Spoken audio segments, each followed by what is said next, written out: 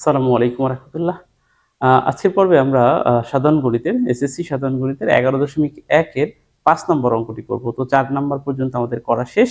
আজকের পর্বে আমরা ৫ নাম্বার করব। তো চলো শুরু করা যাক। দেখো আজকের অঙ্কটি খুবই সহজ একটা অঙ্ক।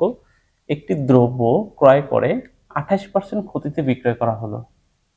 বিক্রয় ও ক্রয় মূল্যের অনুপাত নির্ণয় করো। তো এখানে 28% ক্ষতিতে বিক্রয় করা মানে কি হলো যে প্রতি ১০০ টাকায় ২৮ টাকা ক্ষতি হয়েছে। তার মানে ওই প্রোডাক্টটা যদি ১০০ টাকায় কেনা হয়, ধরে নেই আমরা, হ্যাঁ, ধরি। সমাধান সমাধান ধরি দ্রব্যটি ক্রয় মূল্য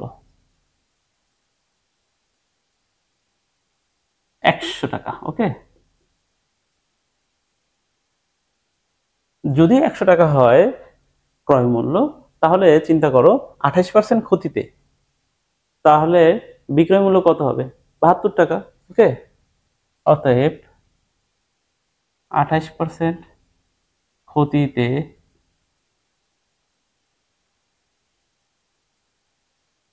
বিক্রয় মূল্য কত হবে? ১০০ মাইনাস 28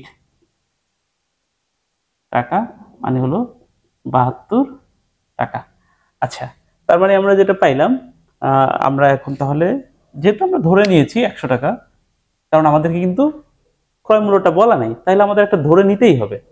তাহলে আমরা ধরে নিয়েছি ১০০ টাকা, আর ১০০ টাকা যখন ক্রয় মূল্য হয় তখন বিক্রয় মূল্য হয় ৭২ টাকা। তাহলে আমরা বিক্রয় ও ক্রয় মূল্যের অনুপাত বের করতে পারি। অতএব বিক্রয় মূল্য ইস্টু ক্রয় মূল্য সমান সমান কি লিখতে পারি? বিক্রয় মূল্য কত? ৭২ টাকা ইস্টু ক্রয় মূল্য কত? ১০০ টাকা। অঙ্ক শেষ। এটাকে আমরা জাস্ট একটু ভেঙে ছোট করে দিতে পারি। সেটা হচ্ছে, দেখো, এইটা মানে কিন্তু অ্যাকচুয়ালি ৭২/১০০। তো এটাকে আমরা কি করতে পারি? ছোট করতে পারি। যেমন এটাকে ৪ দিয়ে কাটলে হবে ২৫, এটাকে ৪ দিয়ে করলে হবে ১৮। তাহলে এখানে আমরা কি করতে পারি? এটাকে অ্যাকচুয়ালি ১৮:২৫ লিখতে পারি।